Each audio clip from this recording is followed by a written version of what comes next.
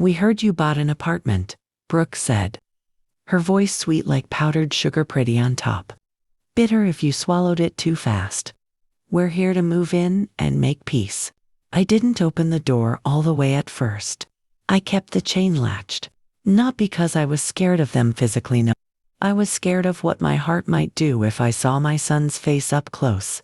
Scared it might jump like a foolish dog, wagging its tail at the very hand that kicked it. Ryan stood beside her with that tight, nervous posture that told me he'd rehearsed this speech on the drive over. He held his shoulders like a man walking into court, pretending it was a family dinner. His eyes flicked past my shoulder, trying to measure the space behind me. Not me. The space, that alone told me everything. They smiled like people returning home, but their eyes searched like people looking for something they could take. And when I unhooked the chain and opened the door fully, when they stepped inside, they froze. Brooke's mouth fell open. Ryan's eyes widened, then darted around like a man waking up in a dream he didn't recognize. Because behind me wasn't the small place they imagined for an old woman they'd discarded. It was light, clean lines, quiet power. A view of Seattle so high it made you feel like you were standing above your own pain. And on the dining table, placed casually, but not accidentally, was a leather folder, a set of keys, and a stack of documents clipped neatly together. Ryan swallowed so hard I heard it. Brooke clutched her belly like the baby could protect her from what she was about to learn. How? Ryan whispered, voice cracking. How is this possible? Before I answer that, listen to me. If you've ever been dismissed because of your age, if you've ever been treated like a burden by the very people you loved, subscribe, and stay with me. Because what happened after that door opened? It's the kind of truth that doesn't just entertain, it heals, and it warns. I watched Ryan's face, searching for something, anything familiar. But the son I raised had been replaced by a man who measured worth in square footage. And seeing him do it to me made my chest ache with a pain so old it felt like bone deep. I didn't answer him right away. I let the silence stretch, thick and heavy, until it forced them to listen to their own breathing.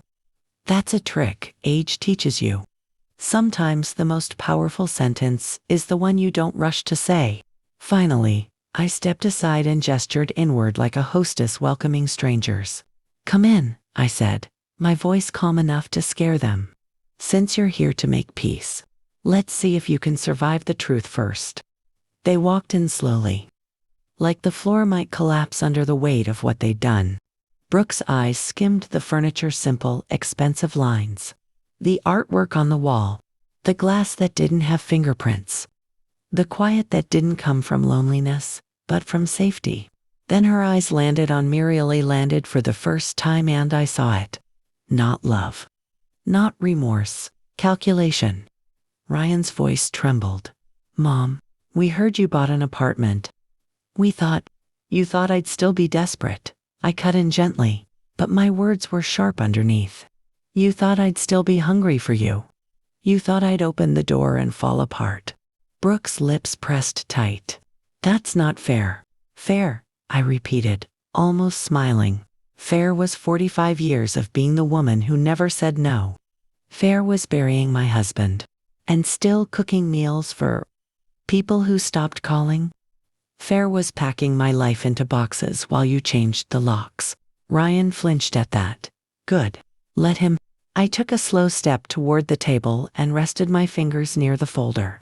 Close enough that they noticed, but not close enough that they could grab it. I'm Lori, I said quietly, like I was reintroducing myself to my own child. 66 years old. And I'm not the woman you left behind. Ryan's eyes flicked to the papers again. Brooke's hand tightened against her belly. And in that moment, I realized something that made my stomach go cold with certainty. They didn't come here for forgiveness. They came here because they smelled money. I leaned in just slightly, voice low. So tell me, I said, watching their faces crack.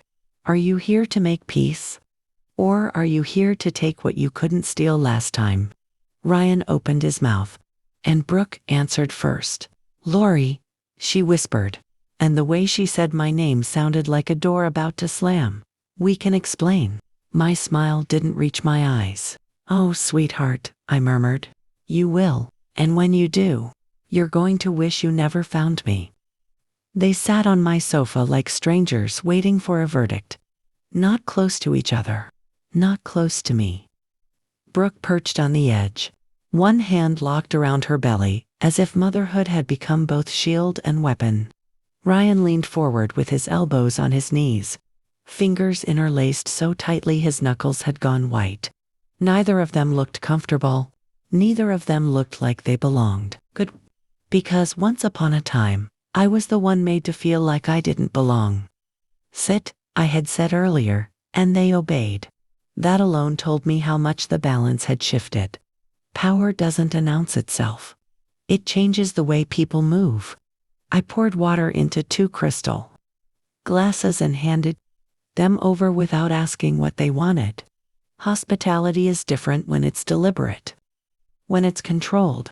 Ryan finally found his voice.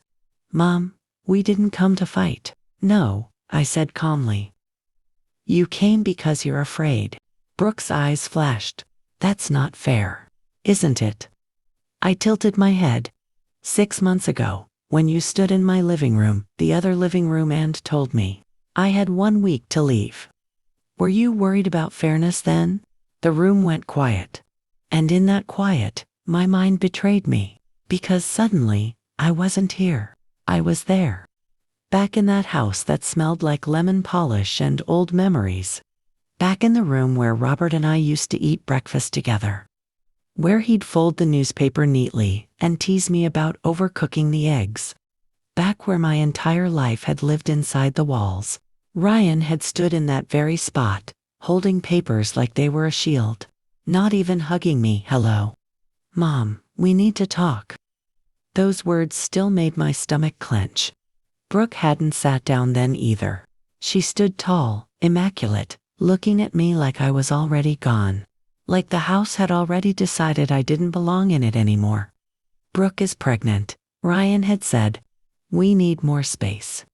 I remember blinking, stupidly. More space. As in, Brooke had smiled cruel sharp. "This house is too big for just you. You should find something smaller. Something more. Suitable." Suitable? That word followed me for months. Suitable for an old woman. Suitable for someone who'd outlived her usefulness. "But this is my home," I'd whispered then. "Your father and I. Memories don't pay bills," Ryan had snapped. And that was the moment something inside me cracked. I looked at him now, this man sitting in my apartment, shrinking into himself, and I wondered where that boy had gone. The one who used to crawl into my bed after nightmares? The one who cried when I worked late shifts because he missed me? "Mom," Ryan said softly, "you're quiet." "I'm remembering," I replied. "The day you decided I was a problem instead of a person." Brooke shifted uncomfortably. "Lori, we were under pressure. You don't understand what it's like to be starting a family." I laughed. It slipped out before I could stop it. Not loud, not cruel. Just tired. "Starting a family," I echoed. "I gave up my dreams to build one. I stayed up nights nursing you. Ryan, I worked extra hours so you too could get on your feet when you married. I was your safety net. And the moment I needed one, you cut it loose." Ryan's head dropped. "That night," I continued, voice steady despite the tremor in my chest, "after you left, I lay on the floor of that house and cried until my ribs hurt. Not because I lost the house. Because I lost my son." Brooke swallowed. Her confidence cracked just enough for me to see fear underneath. "Why didn't you tell us?" she asked quietly. "Why didn't you say you were struggling after you left?" I looked at her for a long moment. "Because when someone throws you out," I said slowly, "they don't get to ask how you landed." Silence pressed in again. I stood and walked to the window, staring out at the city below. Cars moved like ants. People rushing to lives that didn't include me. Didn't know me, didn't owe me anything. "And yet," I said, not turning around, here you are. Standing in my life again. Wanting peace. Ryan's voice trembled. Mom, where did all this come from? I closed my eyes. Not yet. Some truths need time. Some wounds need air before light. You don't get answers today, I said quietly. You get something else. I turned back to face them. You get to listen. Brooke's breath hitched. Ryan nodded slowly, like a man realizing he'd stepped into deeper water than he knew. Because before we talk about forgiveness, I added, my voice firm, you're going to understand exactly what it feels like to be discarded. I walked back to my chair and sat down, folding my hands in my lap. And trust me, I said softly, meeting their eyes. This story has only just begun. And what I was about to tell them would change everything they thought they knew about me. I didn't plan to tell them everything that night. Some stories are too heavy to unload all at once. They need to be carried piece by piece, like boxers packed by shaking hands. And this part, the part where I truly disappeared from their lives, was one I needed them to feel, not just hear. You know, I said, folding my hands together, the way I used to when Ryan was a boy and I needed him to listen. The cruelest thing you did wasn't throwing me out. Ryan looked up, startled. Then, what was it? Giving me a deadline, I replied. You gave my life an expiration date. Brooke's brow furrowed. We didn't mean 1 week, I continued, gently but firmly, cutting her off. That's what you gave me. 7 days to erase 45 years.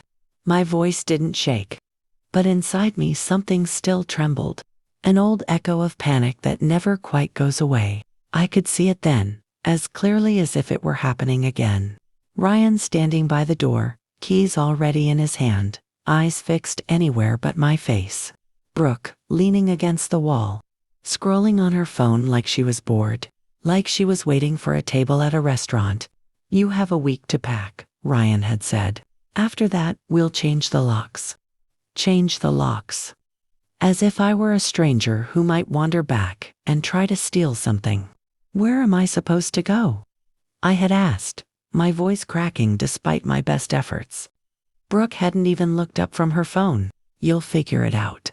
There are plenty of cheap places for someone like you. Someone like you, old, inconvenient, replaceable. I don't have much money, I'd whispered. I never handled the finances. Your father. That's not our problem, Brooke interrupted, finally meeting my eyes. And the look she gave me then, I will carry it to my grave. Not anger. Not hatred. Disdain. The baby needs stability, she said, stroking her belly. Not complaints. I paused in the present, my fingers digging into my palms. Brooke shifted on the sofa, uncomfortable now. Like the memory was crawling under her skin too. Do you know what it's like? I asked softly. To walk through your own house, knowing every step might be your last. Ryan swallowed hard. I packed alone, I continued. Room by room. Every drawer felt like a betrayal. Every photo asked me a question I couldn't answer. I could still see the boxers lined up in the hallway. 6 of them. Only 6. 45 years of marriage reduced to cardboard and tape. I'd picked up our wedding photo, Robert smiling like he'd just won the lottery. Me laughing because I'd tripped on my own dress-in for a moment. I'd considered smashing the glass. Not because I was angry at him, but because I couldn't bear the idea that everything we built could be dismissed. You didn't even come that day, I said, my voice quieter now. The day I left. Ryan's face crumpled. Mom, I had work. I know, I nodded. You always had work. I left the keys on the kitchen table. I wrote a note. 2 words. Brooke whispered. What did it say? I looked at her. Really looked. Be happy. Her eyes filled with tears. I took a taxi. I went on. The driver didn't help with the boxers. I didn't ask. Pride is a strange thing. It clings to you even when everything else is gone. Ryan's hands were shaking now. I went to the only place I could afford, I said. A motel near downtown. Damp walls. Shared bathroom. A bed that screamed every time I moved. Brooke gasped softly. At night, people fought. Music blasted. Someone banged on the wall once and yelled at me to stop crying. My voice faltered then. Just a little. That, I said, was the moment I realized I truly had no one. The room was silent except for Brooke's quiet sobs. Ryan stood up abruptly, pacing. Mom, why didn't you tell us it was that bad? I met his eyes. You told me I was a burden, I said. Why would I burden you with my pain too? He sank back down, defeated. And yet, I added slowly, I survived. I let that word hang between us. Survived? I learned what hunger feels like, I said. What invisibility feels like. What it's like to be told you're too old to matter. I leaned forward slightly, and that's when something inside me changed. Brooke looked up, fear flickering in her eyes, changed how I smiled faintly. Not cruel, not kind. Next time, I said, I'll tell you about the day I stopped begging the world to love me. I stood, signaling the end of this chapter. Because that was the day your mother became someone you no longer recognize. I turned toward the window again, my reflection faint against the glass. And once a woman learns how to survive alone, I said softly, she becomes very dangerous to underestimate. I didn't look back, and they finally understood. Whatever they thought they knew about me was already gone. After I finished speaking, none of us moved. Silence has weight. It presses on your chest. It asks questions without mercy. And in that moment, the silence belonged to me. I had earned it. Ryan kept rubbing his hands together like he was trying to warm them. Brooke stared at the floor, tears dropping silently onto the marble, each one landing like a confession she didn't know how to speak aloud. But this part of the story wasn't about their guilt. It was about what happened after they left me with nothing. I didn't cry every day in that motel, I said at last. My voice quieter now, almost reflective. At first, yes. I cried until my body forgot how. But eventually, something else took its place. Ryan looked up with stillness, I replied. The kind that comes when you realize no one is coming to save you. The motel room had been narrow, barely wide enough to stretch my arms. The air smelled of bleach and damp carpet. The window faced an alley cluttered with trash bags and broken glass. And at night the orange streetlight cast shadows that moved like ghosts along the wall. I used to wake up before dawn, I told them. Not because I wanted to. Because my body didn't know how to rest anymore. I would sit on the edge of that creaking bed, my feet on cold linoleum, listening to strangers cough, argue, laugh too loudly in the hallway. People who didn't know my name. People who didn't care. For the first time in my life, I said, I was completely unnecessary. Brooke whispered, I'm sorry. I nodded once, acknowledging the sound without taking comfort from it. I went looking for work, I continued. Cleaning houses. Watching children. Caring for the elderly. Ryan flinched. Mom, you shouldn't have had to. But I did, I interrupted gently. And do you know what they said? They didn't answer. You're too old. We need someone with more energy. This job might be too much for you. I laughed softly, without humor. Too much. After everything I'd carried, I survived on discounted food. Stale bread, bruised fruit, cans with labels peeling off. Some days I ate once, some days not at all. And yet, I said, meeting Ryan's eyes, I never called you to complain. He shook his head slowly. I didn't know. No, I agreed. You didn't want to. That stung him. I could see it. But truth often does. One night, I went on. I cried quietly. I tried to make no sound. And the woman next door banged on the wall and told me to shut up. Brooke gasped. That was the night I stopped crying. I said, not because it stopped hurting. Because I realized my tears had nowhere safe to land. I stood and walked toward the kitchen, pouring myself a glass of water. My hands were steady now. They hadn't been then. I became very careful after that. I said, careful with my voice. Careful with my hope. Careful with my heart. Ryan's voice was hoarse. Mom, when did things change? I turned back slowly. They changed the day I decided I would never beg again. Brooke lifted her head. Beg, for what? For love, I said. For decency. For a place in someone else's life.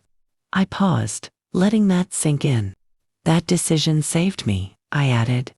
But it also cost me something. What? Ryan asked. Innocence, I replied. The belief that family automatically means safety. I walked back to my chair and sat, folding my hands neatly in my lap. And then, I said softly, something unexpected happened. Brooke stiffened. Ryan leaned forward. In one of the boxes I'd carried with me, I continued, I found something I hadn't looked at in years. Their eyes locked onto mine. Letters, I said. From your father. Ryan's breath caught. Dad? I nodded. Letters he never gave me. Words he saved for the moment I would need them most. The room felt different now. Charged, anticipatory. My hands were shaking when I opened the first one. I said, because part of me was afraid. Afraid of what I'd learn. Afraid of what he'd known that I didn't. I leaned back slightly, my gaze drifting somewhere far beyond the penthouse walls. Your father, I said slowly, was not the man you thought he was. Ryan frowned. What do you mean? I looked at him, then really looked. I mean, I said, my voice low and deliberate, that while you believed I was helpless, I had never been as unprotected as you assumed. Brooke's lips parted. Lori, what are you saying? I smiled faintly. I'm saying, I replied, that the woman you abandoned was standing on a truth you never bothered to uncover. I stood again, signaling the end of this part of the story. But that, I said, walking toward the window, is a revelation for another day. I glanced back at them over my shoulder, and when you hear it, you'll finally understand why I stopped disappearing. Because what I found in those letters didn't just change my future, it rewrote my worth. I didn't open the letters all at once. Grief teaches you pacing. If you rush it, it drowns you. If you respect it, it tells you where to breathe.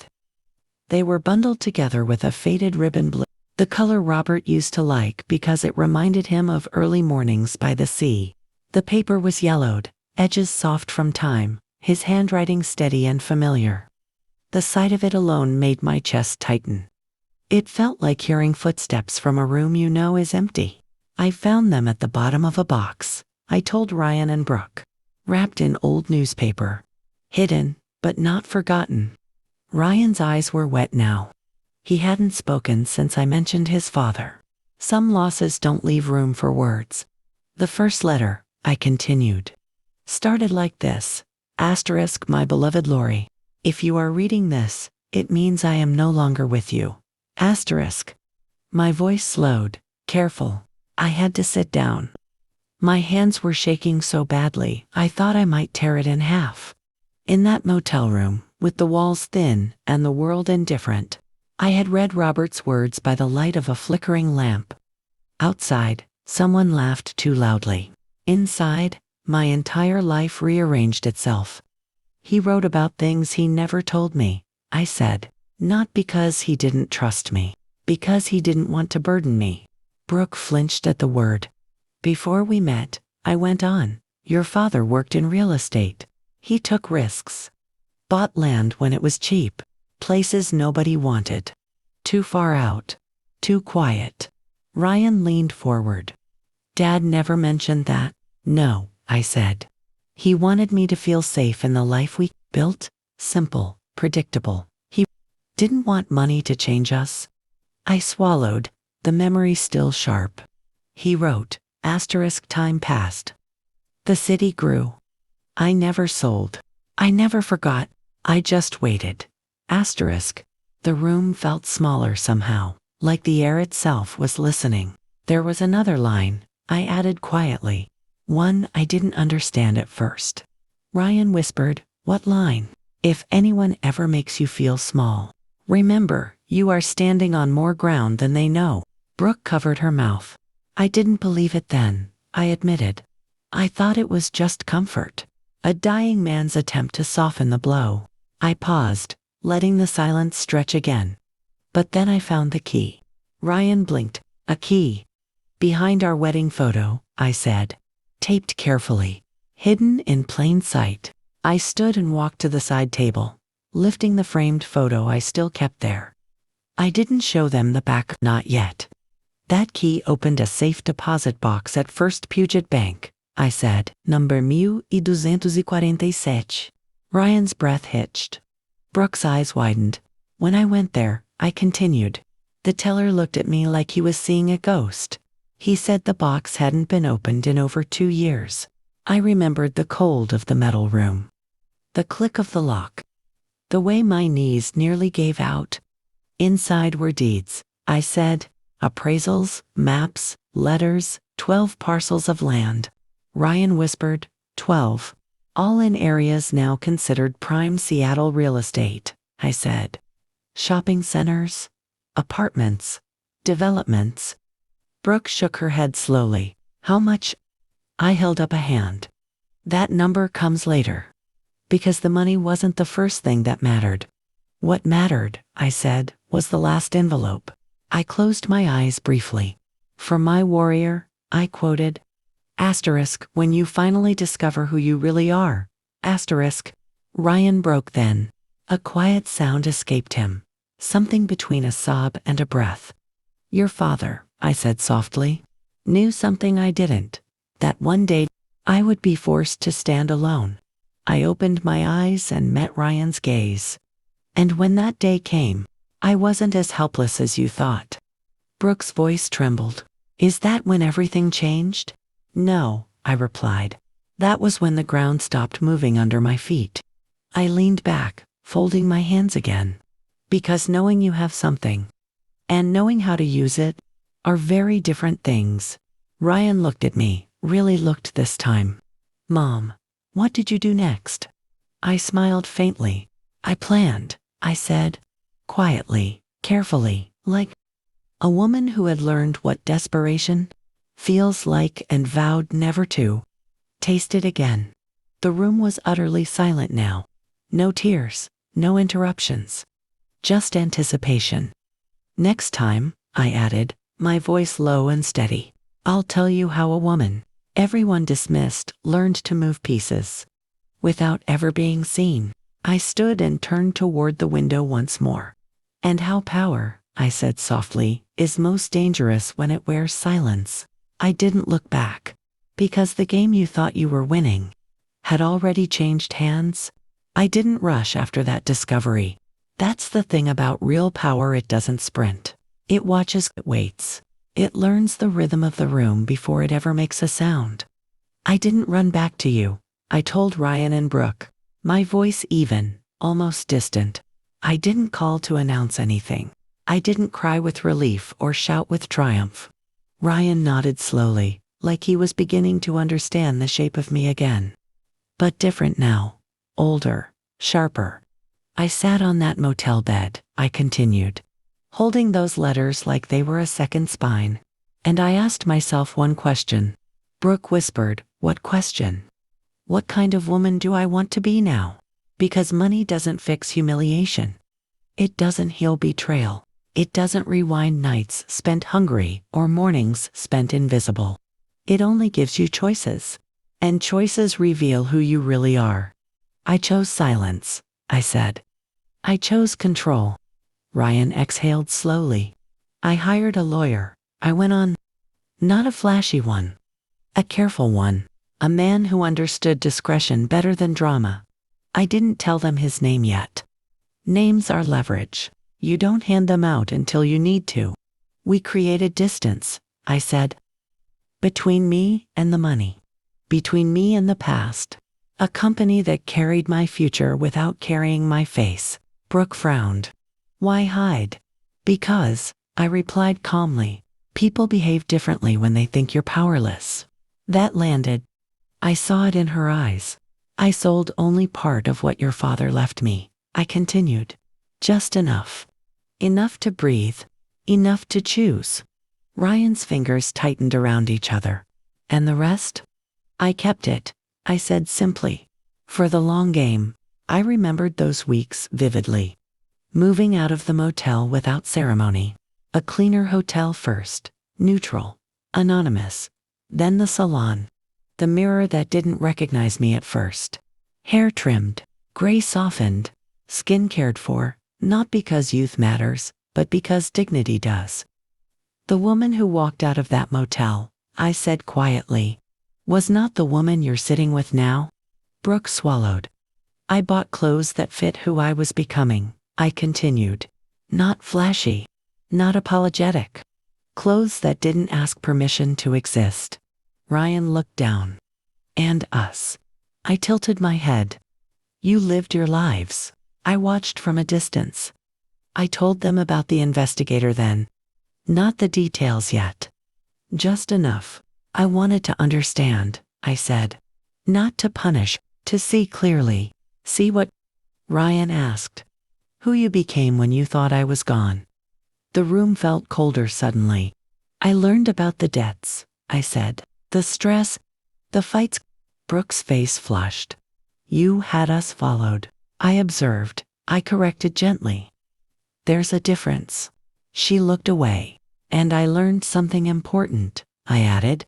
Greed doesn't make people cruel. It reveals what cruelty was already there. Ryan flinched at that. I stood and walked slowly behind them, my footsteps measured. I could have walked away, I said. Taken my peace and left you to your choices. Brooke whispered, why didn't you? I stopped behind Ryan. Because you didn't just hurt me, I said softly. You taught me something I needed to understand. Ryan looked up, eyes glossy. What? That love without boundaries becomes permission for abuse. I returned to my chair and sat. So I prepared, I said. Not revenge, preparation. Their eyes stayed fixed on me now. I bought a place, I continued. Not just any place. Somewhere that reflected where I stood now. Somewhere that made a statement without shouting.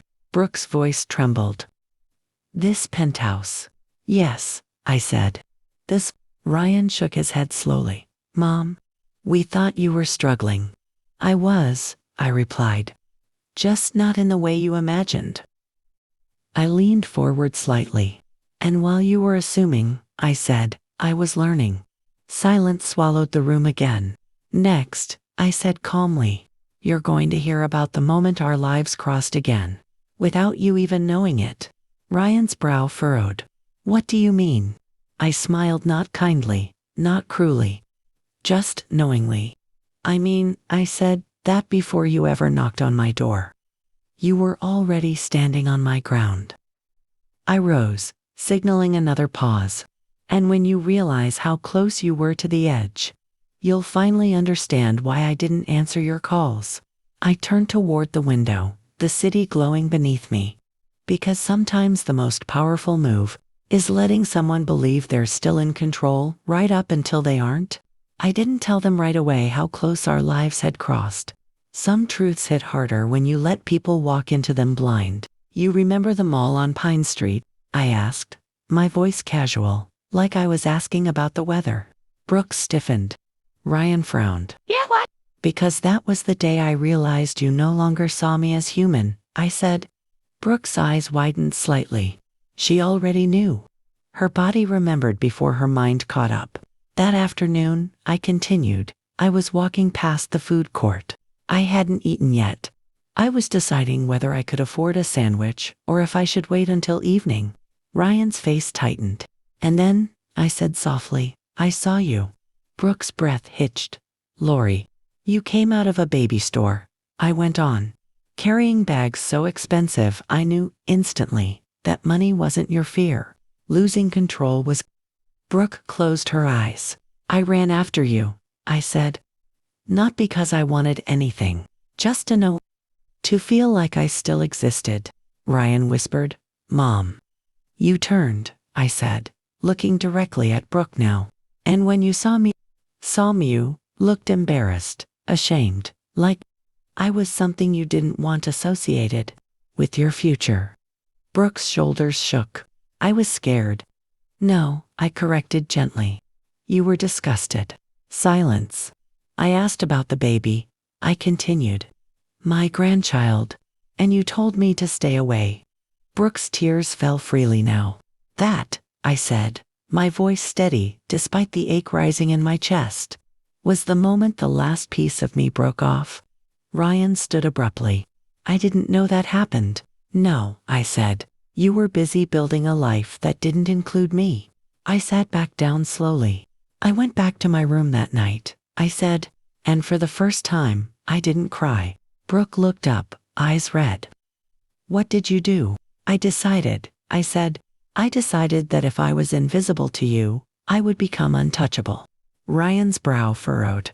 What does that mean? It means, I replied, I stopped thinking like a mother and started thinking like a woman responsible for her own survival. I told them about the investigator then. More clearly, more honestly. I learned things, I said. About your finances. About the house. About the pressure. Ryan's face drained of color. You knew we were struggling. Yes, I said. Long before you knew I was thriving. Brooke hugged her belly protectively. You could have helped us then. I met her gaze. Would you have let me? She didn't answer. Power doesn't announce itself, I said quietly. It waits. Ryan ran a hand through his hair. So when we heard rumors, those weren't accidents, I said. His eyes snapped up. What? I didn't spread lies, I clarified. I let the truth surface. The room felt tighter now, like the walls had moved in an inch. You thought you found me, I said. But I had already found you. Ryan's voice shook. Mom, what are you saying? I stood, walking slowly toward the table where the folder lay. I'm saying, I replied, that the day you knocked on my door, you were already standing on borrowed time. Brooke whispered, Lori, please. I looked at her then, not with anger, not with triumph, but with clarity. The difference between us, I said, is that I learned what desperation feels like without becoming cruel. Ryan's shoulders sagged. And now, I added, my voice firm. We're approaching the part of this story where intentions stop mattering. I rested my hand on the folder but didn't open it. Next, I said softly, you'll understand why your fear didn't start when you saw this penthouse. I met Ryan's eyes. It started weeks earlier. When you lost something and never realized who was holding it. I stepped back, and in that moment, they finally understood. The ground beneath them hadn't cracked today. It had been moving for months. Ryan stared at the folder like it might explode. Brooke wouldn't look at it at all. She kept her eyes on the floor. One hand pressed to her belly, the other gripping the edge of the sofa as if the room itself might tilt. You keep talking in riddles, Ryan finally said, his voice thin. What did we lose? I didn't answer him right away. Instead, I walked past them and stood by the window again. Below us, the city moved the way it always does, unaware of personal disasters, indifferent to private reckonings. Cars flowed, lights changed, lives continued. That house, I said quietly, still facing the glass. The one you were so eager to claim. Do you remember what you said to me about it? Ryan frowned, searching his memory. Legally, it's mine too, I continued for him. That's what you said. Like law erased love. Like paperwork erased 45 years. Brooke shifted. Ryan was on the deed. Robert wanted to avoid problems later. Yes, I said. And you turned that protection into a weapon. I turned back to them. What you didn't understand, I went on, is that ownership is not as fixed as you think. It moves. It changes hands quietly, sometimes without the people inside ever noticing. Ryan's face went pale. What are you talking about? I sat down slowly, deliberately, and opened the folder just enough for the light to catch the papers inside. You missed payments, I said calmly. More than one. Brooke sucked in a sharp breath.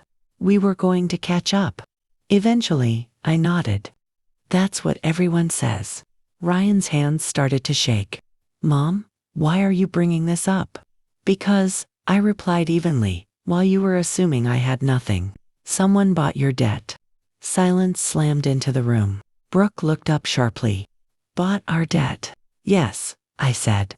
Mortgages are sold all the time, bundled, transferred, bought by entities you never meet. Ryan stood up again, pacing now. That doesn't mean anything. The bank would have notified us. They did, I said. You ignored the letters. He stopped pacing. Brooke whispered, Ryan, I asked you earlier, I said gently, why you waited 6 months to call me. Why you didn't come looking when I was struggling. I met Ryan's eyes. You were too busy trying to survive, I said. Too busy to notice the ground shifting. His voice cracked. Mom, who owns our mortgage? I closed the folder again. Slowly, intentionally. That, I said, is information. Brooke's breathing became shallow. Lori, please. Information, I repeated, has value. Ryan's knees buckled slightly, and he sat back down hard. You came here to move in, I went on, my tone steady. To make peace. To share what you assumed was abundance? I leaned forward. But you never once asked me a different question. Ryan looked up, eyes glossy. What question? What did it cost her to get here? The words hung between us, heavy. I paid with hunger, I said softly. With dignity, with silence, with nights where no one would have known if I disappeared.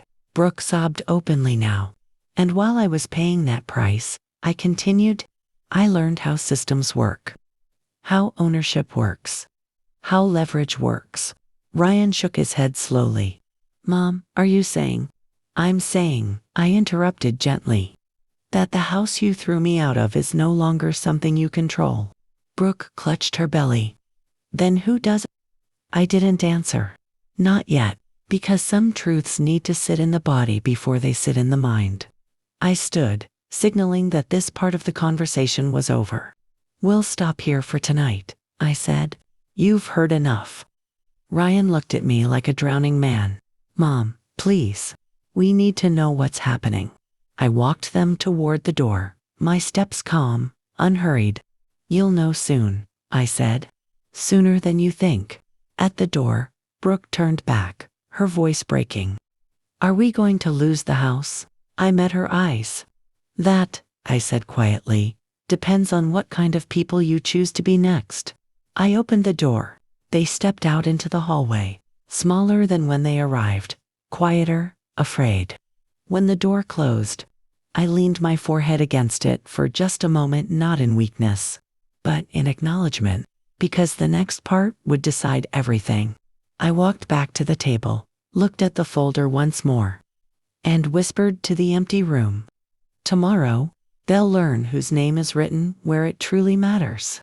And once they do, there will be no way back to who they were. They didn't sleep that night.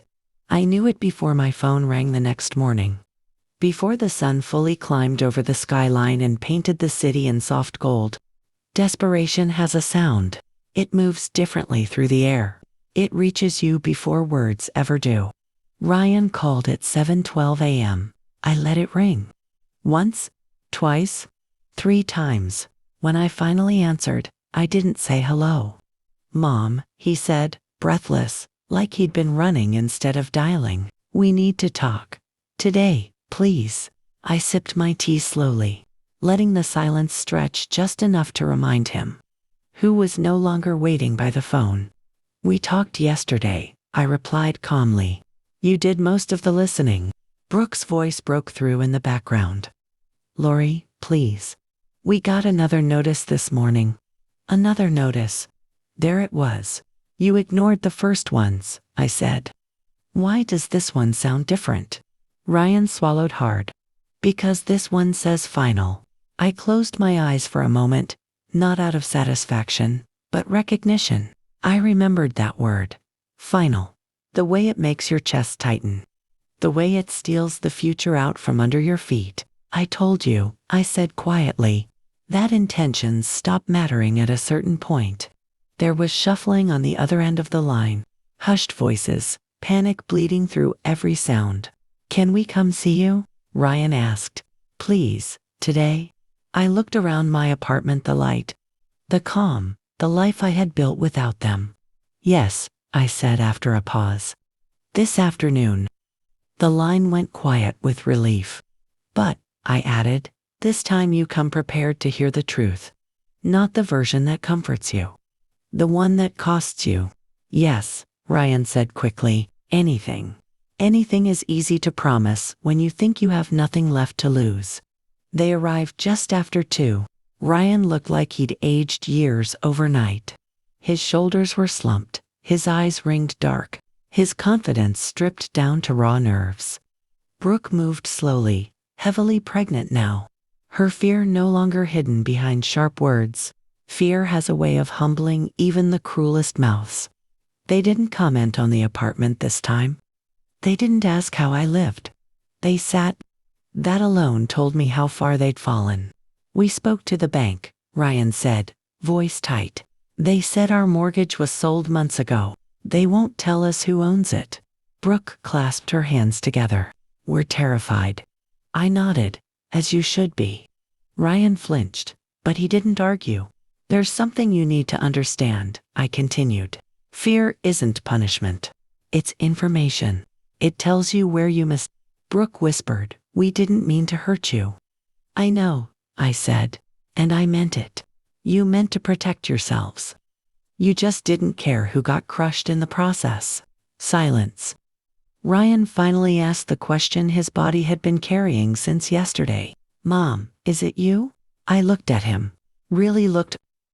"The better question," I replied, "is why that possibility scares you." He didn't answer. I stood and walked to the table, opening the folder fully this time. Documents slid into view, clean, official, undeniable. "I told you before," I said, "that ownership moves quietly." Brooke leaned forward, breath shallow. "Lori, I also told you," I continued, "that you were standing on my ground long before you knew it." Ryan's voice was barely audible. "Mom, please." I raised a hand not to stop him, but to steady the moment. "I didn't do this to hurt you," I said. "I did it because you forced me to learn how the world works without mercy." I turned one page. "You lost your jobs," I went on. "You missed payments. You fought each other instead of fixing the foundation." Ryan shook his head. "We're trying now." "Yes," I agreed. "Now that the fire is close enough to feel." Brooke broke down, then real tears. "Not performance. We're about to be parents. We're scared. We don't know what we're doing." I felt it then. The pull. The old instinct to rescue. And I resisted it. "Neither did I said softly. "When I raised Ryan, when I buried my husband, when I slept in that motel, wondering if my life was over." I closed the folder. "Here is the truth," I said. "The kind that doesn't bend." They leaned in. "You are not entitled to my help," I continued. "Not because you are my son. Not because there is a baby. Entitlement is what broke us in the first place." Ryan nodded slowly, tears streaming freely now. "Then what are we?" I held his gaze. "You are people who must choose who you will be next." I stood, my voice steady. "And that choice," I said, "will determine whether I step in or step away for good." They looked at each other, frightened, humbled, exposed. "Tomorrow," I added, "you'll get my answer." Brooke gasped. "Tomorrow?" "Yes," I said. "Because tonight, you need to sit with what it feels like to have no control." I walked them to the door again. As it closed behind them, I rested my hand on the folder, not trembling, not proud, just resolved. Because the final reckoning wasn't about money or power anymore. It was about whether broken people could learn to change before losing everything that truly mattered. I didn't sleep either. Not because I was afraid of my decision, but because I finally understood the weight of it. Power is lonely. Not the flashy kind people envy, but the quiet kind that forces you to decide who gets saved and who must save themselves. All night, I sat on the balcony wrapped in a shawl, watching Seattle breathe beneath me. The city lights blinked like questions with no easy answers. At dawn, I made coffee and opened the folder again, not to admire what I'd built, but to remind myself why. By noon, my phone buzzed. A message from Ryan. We'll accept whatever you decide. That sentence told me everything. They were no longer negotiating. They were surrendering. At 2:00 sharp, the doorbell rang. They stood closer together this time. Brooke leaned into Ryan for support, her face pale, eyes rimmed red. Ryan looked stripped of everything that once made him arrogant. No swagger, no entitlement, no anger left to hide behind. Just fear and shame. I didn't invite them to sit right away. Before we talk, I said calmly, there's something you need to understand. They nodded immediately. I'm not doing this because I won, I continued. I'm doing this because I refuse to become the kind of person who hurts others simply because she can. Brooke whispered, we understand. No, I said gently. You don't. Not yet. I motioned for them to sit. I'm going to tell you the terms, I said. Not as your mother, but as the woman you forced me to become. Ryan swallowed hard. First, I said, the house. Brooke held her breath. The foreclosure stops, I continued. Immediately, they both gasped relief, crashing over them so fast. Brooke had to grip the sofa to steady herself. But, I added, holding up a finger, that house will never belong to you again. Ryan froze. What do you mean? It will be placed in a trust, I said evenly. For my grandchild. You may live there. Raise your child there. But you will never be able to sell it, borrow against it, or treat it like leverage again.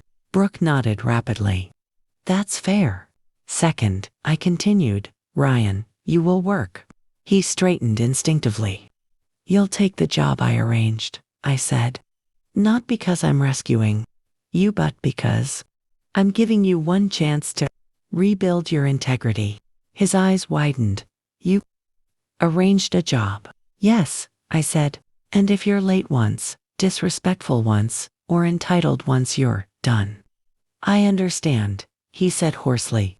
Third, I went on, there will be no lies in this family again. Brooke flinched. You will not rewrite history, I said. You will not pretend this was a misunderstanding or stress or hormones. When people ask what happened, you will tell the truth. Ryan nodded slowly.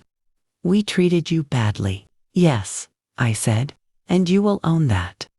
Fourth, I said, my voice softening just slightly.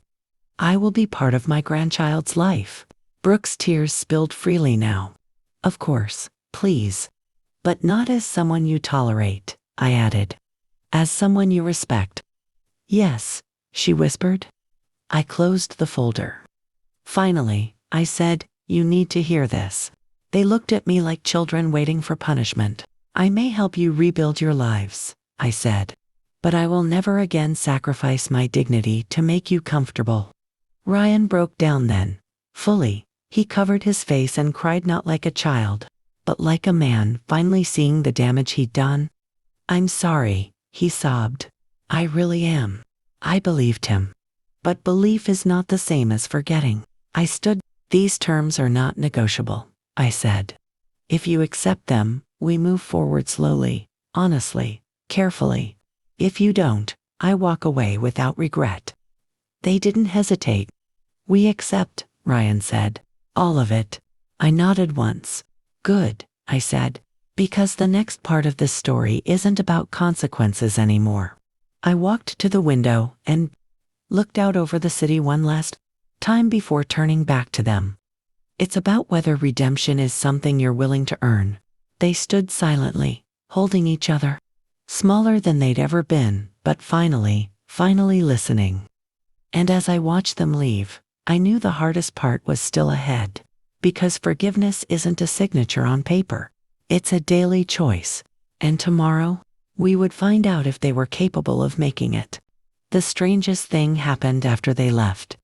Nothing. No applause. No surge of victory. No rush of relief the way movies promise when justice is served. Just a quiet apartment and the faint hum of the city below. Moving on without acknowledging what had just shifted inside those walls. I stood there for a long time after the door closed. My hand still resting on the cool handle. As if part of me expected the past to knock again and ask for one more chance. Power, I learned that day, is loud asterisk, asterisk, before asterisk, asterisk you have it. Afterward, it's very quiet. That evening, I didn't pour wine. I didn't celebrate. I made soup the kind Robert used to love when the weather turned. Chopped vegetables slowly. Let the steam rise. Let the ordinary return, because after months of living on the edge of survival, ordinary felt sacred. My phone buzzed once. A message from Ryan. Asterisk, we signed everything. The bank confirmed. The foreclosure is stopped. Asterisk. I read it twice, then set the phone face down. That wasn't the message I was waiting for. The next morning, I woke before dawn, not from anxiety, but from habit. Old instincts die hard. I sat on the balcony again, wrapped in the same shawl, watching the city wake. Somewhere down there, Ryan was probably dressing for his first day at a job he hadn't earned on merit. Alone but on humility. Somewhere else, Brooke was counting weeks instead of dollars now. Learning what it meant to be dependent without being cruel. And for the first time, their futures were no longer my burden. That was the real gift I'd given myself. Mid-morning, the doorbell rang. I wasn't expecting them. When I opened the door, Brooke stood there alone. No makeup, no rehearsed confidence. Just a woman 8 months pregnant. Holding a folded piece of paper with both hands like it might fall apart if she let go.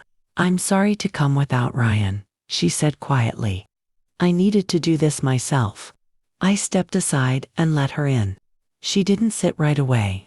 She stood in the middle of the room, looking smaller than I'd ever seen her. Not defeated asterisk asterisk aware asterisk asterisk. This is the letter, she said, holding it out. The one you asked for. I took it but didn't open it yet. There's something else, she added, her voice trembling. I wanted to say it without him here. I waited. When you were gone, Brooke said slowly. The house felt wrong, bigger, colder. I told myself it was stress. Pregnancy, money. But the truth is, the house knew we'd done something unforgivable. I looked at her then not as an enemy, not as family, but as a woman learning to stand in her own wrongness.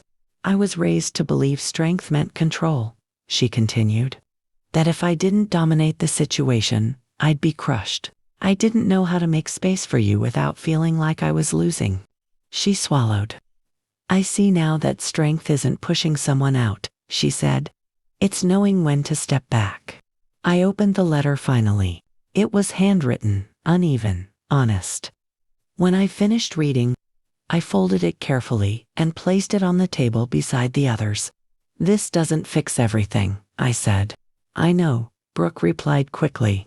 I'm not asking for forgiveness. I'm asking for the chance to become someone who might deserve it someday. I nodded once. That's the right place to start, I said. She cried then, but quietly. Not dramatically, not to manipulate, just the way people cry when something heavy finally has somewhere safe to land. After she left, I sat alone again. Letters spread out before me, past, present, and maybe a future. I realized something then that startled me with its simplicity. I wasn't angry anymore. I was careful. That afternoon, I drove past the old house for the first time in months. I didn't stop. I didn't slow down. I just passed it like a place I used to live, not a place that owned me. And that's when I understood the real resolution had already happened. Not on paper. Not through money. Not through control. It happened the moment I chose asterisk asterisk myself asterisk without becoming cruel. But the story wasn't over yet. Because one final truth still needed to be spoken. Not to them, but to me. And that truth would decide what kind of grandmother, what kind of woman I would be from here on out. There is a moment after every storm, when the world looks the same, but feels different. The streets don't move. The buildings don't shift. The past doesn't erase itself. But you do. That morning, after Brooke left, I stood in my bedroom staring at my reflection longer than usual. Not checking wrinkles. Not searching for youth. I was looking for something else. The woman staring back at me looked settled. Not victorious. Not bitter. Not even particularly happy. And that startled me more than anything else that had happened. For most of my life, I had defined myself by usefulness, by how much I could give without asking, by how quiet I could keep my needs so others could stay comfortable. I called it love. Society called it devotion. But standing there, I finally had the courage to name it honestly. It was self-erasure. When Robert died, that identity collapsed. And when Ryan and Brooke threw me out, it didn't just break my heart. It stripped away the last excuse. I had to keep disappearing. I sat at the kitchen table with all the letters spread out again. Robert's handwriting. Ryan's apology. Brooke's confession. 3 generations of truth, all delayed. I picked up Robert's final letter once more and reread the line that had carried me through the darkest nights. Asterisk, you are stronger than you think. Strong enough to defend yourself. Asterisk. For the first time, I understood something I hadn't before. Defending yourself doesn't always mean fighting back. Sometimes it means stopping the fight entirely. That afternoon, Ryan came by alone. He looked different than he had weeks ago. Not confident, but steadier. Less frantic. Like someone who had finally accepted the ground beneath his feet. Instead of trying to dominate it. I just finished my first day, he said quietly. I nodded. How did it go? I showed up early, he said. Listened more than I spoke. A small pause. It felt strange, but good. I poured us tea and we sat at the table. Not as mother and child trying to reclaim what was lost, but as two adults learning new rules. I don't expect things to be normal, he said carefully. I know that version of us is gone. Yes, I replied. It is. But, he added, voice steady, I want to build something better, even if it takes years. I looked at him, then really looked. Not the boy I raised. Not the man who betrayed me. But the person he was choosing to become. That's all I'm willing to hope for, I said. A week later, my grandchild was born. I held that tiny body in my arms and felt something open, not the old ache. Not the old longing, but a quiet promise. This child would not grow up learning that love meant sacrifice without limits. This child would not learn that elders are disposable. This child would not confuse control with strength. Because I would be here not as a martyr, not as a bank, not as a safety net, but as a woman with boundaries. As weeks turned into months, routines formed. Dinners once a month. Honest conversations. Awkward pauses. Real effort. Not forgiveness handed out freely. Asterisk, asterisk, respect earned slowly. Asterisk, asterisk. And here is the truth I want to leave you with. The one I wish someone had told me decades ago. Family doesn't get access to you just because they share your blood. Love doesn't require you to disappear. And dignity is not something you're given. Something you choose to protect. I didn't win because I had money. I won because I stopped believing my worth depended on being needed. If you're listening to this and you feel invisible, if you've been made to feel like a burden, if someone convinced you that your best years are behind you, let me tell you something I learned too late, but not too late to matter. Asterisk, asterisk, your power doesn't fade with age. It sharpens. Asterisk, asterisk. And the moment you stop begging for love, the moment you choose yourself without cruelty, is the moment your life finally begins to belong to you. That was the day I truly came home. Not to a house, not to a family, but to myself. People think justice is loud. They imagine raised voices, slammed doors, dramatic apologies. tears falling exactly when the music swells. They imagine a villain punished and a hero crowned. But real justice, the kind that actually heals, arrives quietly. Months passed. Not in miracles. In routines. Ryan went to work every day, sometimes tired, sometimes frustrated, but on time, always on time. He stopped complaining about how hard things were and started asking how to do them better. Not for praise, for growth. Brooke became softer in ways that had nothing to do with pregnancy. She listened more than she spoke. She asked instead of demanded. When fear crept in, she named it instead of turning it into cruelty. That was new, and it mattered. I never moved back into the old house. That chapter was closed. I visited. I held my grandchild. I sat at the table where I once packed my life into boxes. But I didn't reclaim it. Some places are better left as reminders, not residences. My home was here now, in light, in peace, in choice. One afternoon, while rocking my grandchild to sleep, Ryan watched me quietly from across the room. You know, he said hesitantly, I used to think you were strong because you endured everything. Without complaint. I smiled gently. That wasn't strength. He nodded. I know now. What do you think it is? I asked. He thought for a long moment. Strength, he said slowly, is knowing when to stop letting people hurt you, even if you love them. I reached over and squeezed his hand. Yes, I said. That's it. There was no grand apology tour after that. No public redemption arc. Just consistent behavior, accountability, time, and something unexpected happened. I stopped replaying the past. The nights grew quieter inside my mind.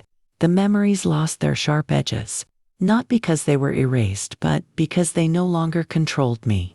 I had learned the difference between revenge and resolution. Revenge wants pain to echo. Resolution wants peace to settle. And here is the part no one tells you. You can hold people accountable, asterisk, asterisk, and asterisk, asterisk, keep your humanity. You can set boundaries, asterisk, asterisk, without asterisk, asterisk, becoming cruel. You can forgive, asterisk, asterisk, without asterisk, asterisk, forgetting. But only if you stop believing love means self-sacrifice without limits. I didn't rebuild my family the way it was. I rebuilt it the way it asterisk, asterisk, should have been asterisk, asterisk all along. On honesty, on respect, on the understanding that no one no matter their role gets to erase another person's dignity. And if you're listening to this story wondering what you would have done in my place, let me leave you with this. Ask yourself not what would make them comfortable. Ask yourself what would let you sleep at night without shrinking. Because the most powerful moment of my life didn't come when they begged, or when I had leverage, or when the truth finally came out. It came the day I looked at myself and said, I matter even when I'm not needed. That's the kind of victory no one applauds. But it's the one that lasts. If this story touched something in you, if you've ever felt discarded, silenced, or made to feel small, stay with this channel. These stories aren't just entertainment. They're reminders. And sometimes, reminders save lives.